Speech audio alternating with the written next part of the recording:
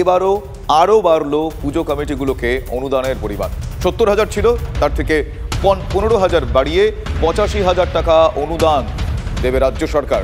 শুধু তাই নয়, আগামী বছর সেই অনুদানের পরিমাণ বাড়িয়ে ১ লক্ষ টাকা করা হবে বলেও মুখ্যমন্ত্রী এক প্রকার ঘোষণা করলেন। এর পাশাপাশি পুজো কমিটিগুলির বিদ্যুৎ বিলে ছাড় ৬৬% ছিল, তা বাড়িয়ে ৭৫% করা হলো, এমনটাই ঘোষণা করলেন মমতা বন্দ্যোপাধ্যায়। রেড রোডে ১৫ই অক্টোবর হবে এবারের পুজো কার্নিভাল। কি বলেছেন আজ তৃণমূল সুপ্রিমো, শোনাবো আপনাদের। আজও বাজেট হয়েছে, আমরা কিচ্ছু পাইনি। বাংলার ভাগ্যে জুটেছে শূন্য। অনেক কষ্টের মধ্যে দিয়েও আমরা কখনো উৎসবকে ভুলতে পারি না, ভুলি না। গতবারে অনুদান পেয়েছিলেন কত? প্রথম যখন শুরু করেছিলাম ২৫,০০০ দিয়ে, ঠিক তো? তারপরে আস্তে আস্তে আস্তে আস্তে ৭০-এ এসছে। এবার ৭০ থেকে স্ল্যাবটা বাড়িয়ে ৮৫,০০০ করে দিলাম। আশা করি এতেই আপনাদের চলবে। এই গরিব গভর্নমেন্ট এর থেকে বেশি আর কি করতে পারে বলুন? এবার যদি ১৫,০০০ বাড়তে পারে, আগামী দিনও বলে রাখলাম, আগামী বছর এটা ১ করে দেবো, ঠিক আছে? ২ বছরেরটাই কিন্তু ডিক্লেয়ার করে দিলাম। বিদ্যুতের ছাড় আমি বলেছি 66% হবে না, 75% ছাড় করো। আপনাদের শোনালাম আজ মুখ্যমন্ত্রী কি বলেছেন। আমার সহকর্মী দীক্ষা ভূঁইয়া এই মুহূর্তে আমার সঙ্গে সরাসরি রয়েছেন। দীক্ষা, শুধুমাত্র এই বছরের কথা ঘোষণা নয়, গত বছরের থেকে এবছর তো ১৫,০০০ বাড়লই, আগামী বছর আরও বাড়বে। খুব স্বাভাবিকভাবেই হয়তো পুজো কমিটির যারা রয়েছেন তারা এই মুহূর্তে এক প্রকার সেলিব্রেশন মোডে চলে গিয়েছেন। পাশাপাশি 15ই অক্টোবর কার্নিভাল আছে, সে কথাও তিনি ঘোষণা করে দিয়েছেন। বিদ্যুৎ বিলে ছাড় দেবেন, সব মিলে পুজো পুজো ভাব ইতিমধ্যে আজকে মুখ্যমন্ত্রীর বক্তব্যে উঠে আসলো। কীরকম কি প্রতিক্রিয়া পাওয়া যাচ্ছে আর কি জানা যাচ্ছে?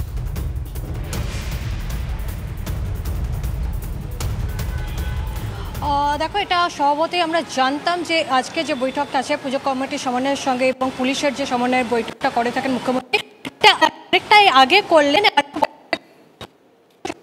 ৭০,০০০, গত বছর ৭০,০০০, ৪০,০০০ ক্লাব যারা রেজিস্টার্ড ক্লাব রয়েছে তারা এই ক্লাব টাকা পাবে ৮৫,০০০, অর্থাৎ ১ লক্ষে ৮৫,০০০। যদিও মুখ্যমন্ত্রী প্রথমে একটু মজা শুনেই বলেছিলেন কমিয়ে কি ৫০ করে দেবো, কিন্তু আমরা দেখেছি তখনই যারা এখানে পুজো কমিটির যারা এখানে উপস্থিত ছিলেন তারা একস্বরে চিৎকার করতে শুরু করেছিলেন ১ লক্ষ টাকা। কিন্তু মুখ্যমন্ত্রী তখন জানেন ১ লক্ষ এবারে পসিবল নয়, তিনি ৭০ থেকে ৮৫,০০০ করছেন, অর্থাৎ ১৫,০০০ টাকা বাড়িয়ে দিচ্ছেন এবং পরের বছরে সেটা আরো ১৫,০০০ বাড়বেন এবং আগামী বছর অবশ্যই তারা ১ লক্ষ টাকা করে পাবেন। তবে এটার সাথে সাথে যেটা বলা হচ্ছে যে বিদ্যুতের বিলের যে ছাড় বলা হচ্ছে ৭৫%, যেটা ৬৬ ছিল, ফায়ার লাইসেন্স কিন্তু গত বছরে মকুব করে দেওয়া হয়েছিল, এবারেও কিন্তু সেই মকুব করে দেওয়া হলো। কিন্তু মুখ্যমন্ত্রীর পাশাপাশি একটা কথাও বলেছেন, বারবার কিন্তু এবারে সতর্ক করেছেন পুজো কমিটিগুলিকে, পুলিশ প্রশাসনকে। তার বক্তব্য বিশেষ করে একটি পুজোকে নিয়ে বলেছেন যে লেজারের আলোর জন্য কয়েক বছর আগে আমরা জানি ২ বছর আগে এয়ারপোর্টে বিমান চলাচলে কিন্তু বিঘ্ন ঘটেছিল এবং এয়ারপোর্টকে অথরিটিকে রীতিমতন চিঠি চাপাটি করতে হয়েছিল, তা যেন পুনর্বার না ঘটে। এবং একটি জেলায় প্রায় ১২০ ফুটের একটা প্রতিমা করার কথা হচ্ছে, সেখানে দীক্ষা একটু সঙ্গে থাকো। আমার সঙ্গে এই মুহূর্তে বিজেপি নেতা সজল ঘোষ রয়েছেন। সজল বাবু, বিগত বছর এবং পুজো নিয়ে, বাঙালির মহোৎসব দুর্গোৎসব, সেই পুজো নিয়ে আপনার দায়িত্ব, উন্মাদনা, আপনার পুজো এবং সেই যাবতীয় বিষয়গুলো আমরা এই বছর দেখলাম ধুমধাম করে। সেই পুজো নিয়ে এত বড় একটা ঘোষণা রাজ্যের মুখ্যমন্ত্রীর, ৭০,০০০ থেকে বাড়িয়ে একেবারে ৮৫,০০০। শুধু তাই নয়, আগামী বছর ১ লাখ। একজন বিশেষ এক পুজোর উদ্যোক্তা হয়ে কেমন লাগছে শুনে? খুব অবাক লাগছে।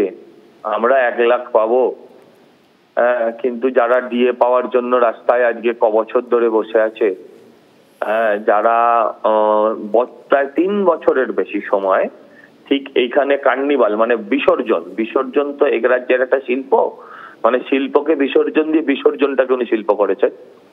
তো তখন যাদের ঘিরে দেওয়া হবে সাদা কাপড় দিয়ে শ্রাদ্ধ বাড়ির মতন, যাতে তাদের না দেখা যায়, তাদের অবস্থানকে না দেখা যায় বা ক্যামেরায় ধরা না পড়ে, তার জন্য আমি বলবো মুখ্যমন্ত্রী আপনি মানুষকে যাতে তাদের চাকরিটা হয় দিন, ডিএটা দিন, আমাদের এটা লাগবে না। সরকার পুজো খেতে কেন টাকা দেবে? সরকার পুজোতে টাকা দেবে, মুসলিমদের সরকার ওই ওবিসি দেবে, সরকার ইমাম মুয়াজ্জিমকে ভাতা দেবে, পুরোহিতকে ভাতা দেবে। পুরোহিতের ছেলেটাকে চাকরি দিন না, ইমামের শিক্ষিত বেকার ছেলেটাকে চাকরি দিন না। আমরা হিন্দু, আমরা পারবো, আমরা আমাদের রাম মন্দিরও করতে পারি, এই দুর্গাপুজোও করতে পারবো, একটু ছোট হবে। আচ্ছা, গ্রামের ছোট পুজোগুলোকে দিন। এই অরূপ বিশ্বাসের পুজো, সুজিত বোসের পুজো, আমি তোকে টার্গেট করে বলছি না। এই যে এখনকার পুজো মানেই কোনো না কোনো তৃণমূল নেতা বা কোনো না কোনো নেতা বেশিরভাগ ক্ষেত্রে জড়িত আছে। বিজেপি তো আমি বোধহয় একটাই, দু একজন বেশি কেউ নেই। তো আমি প্রশ্ন করি, আপনি আমায় বলুন না যে তাদের তো এমনি প্রচুর টাকা, কর্পোরেটের পুজো এখন, এই পুজোয় দাঁড়িয়ে মুখ্যমন্ত্রী টাকা। বুঝতে পেরেছি, অনেক ধন্যবাদ সজল বাবু আপনার প্রতিক্রিয়ার জন্য। সিপিএম নেতা সুজন চক্রবর্তীর সঙ্গে আমরা কথা বলেছিলাম, তিনি কি বলছেন সেটা শোনাবো আপনাদের। মুখ্যমন্ত্রী তার ব্যক্তিগত সম্পত্তির মতো করে সবটাকেই দেখেন। পুজোর অনুদান উনি যেভাবে চলছেন তাতে 75 বাড়িয়ে 80 করেছেন, পরের বারে আরও বাড়াতে হবে। এবারেই নাকি দাবি হয়েছিল 1 লাখ। পশ্চিমবাংলায় কাজের সুযোগ যুবকদের সবচাইতে কম, খুবই কম। সারা দেশের হাল খারাপ, রাজ্যের হাল তার চেয়েও খারাপ। ফলে খেলা মেলা পুজো উৎসবে সরকার মশগুল থাকছে। রাজ্যের অর্থনৈতিক দুরবস্থা কিভাবে কাটিয়ে উঠবে তার কোনো নির্দিষ্ট পরিকল্পনা রাজ্য সরকার নিচ্ছে না। বিগত সরকারের আমলে পুজো কমিটিরা পুজোর শেষে একটা অঙ্কের টাকা চিফ মিনিস্টার রিলিফ ফান্ডে তারা দিতেন, আর আজকে এমন একটা জায়গায় দাঁড়াচ্ছে যে উল্টে টাকা দিয়ে নাকি পুজো, টাকা না দিলে নাকি পুজো হবে না, এই জায়গায় দাঁড় করাতে চাইছে। মানে এটার পুরো ক্রেডিট নিতে চাইছেন যে মমতা ব্যানার্জি টাকা দিচ্ছে বলে রাজ্যে দুর্গা উৎসব হচ্ছে। কিন্তু দুর্ভাগ্যের বিষয়, আমাদের রাজ্যের অর্থনীতির দুরবস্থা কোথায় গিয়েছে, মানুষের হাতে টাকা নাই, তাও কিন্তু বকলমে মমতা ব্যানার্জি তাহলে দেখিয়ে দিচ্ছেন। নিট, এই নিটকে এক প্রকার ক্লিন চিট দিল সুপ্রিম কোর্ট।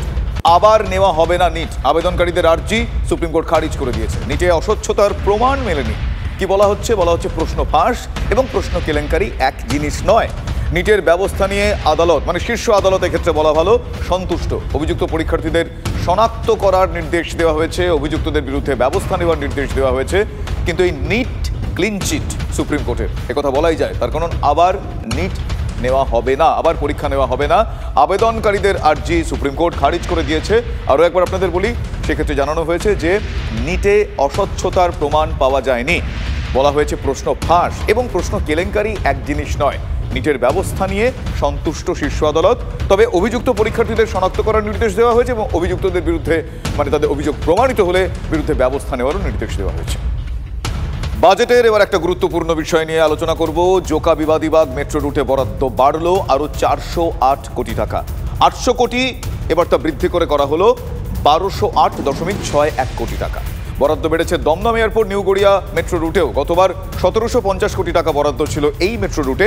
চলতি বছরে দমদম এয়ারপোর্ট নিউ গড়িয়া রুটে বরাদ্দের পরিমাণ দাঁড়িয়েছে প্রায় 1791 কোটি টাকা। Kolkata metro railway corporation limited বা KMRCL এর বরাদ্দ 600 কোটি থেকে বাড়িয়ে করা হয়েছে 906 কোটি টাকা। আর এই KMRCL east west metro route নির্মাণের দায়িত্ব রয়েছে। এর অধিকাংশই অন্তর্বর্তী বাজেটে ঘোষণা করা হয়েছিল। এবার পূর্ণাঙ্গ বাজেটে তা এক প্রকার মান্যতা পেল। দেশে হাই স্পিড ট্রেনের জন্য গত অর্থবর্ষে বরাদ্দ ছিল 18,592 কোটি টাকা। এবার তা বৃদ্ধি করে করা হলো 21,000 কোটি টাকা।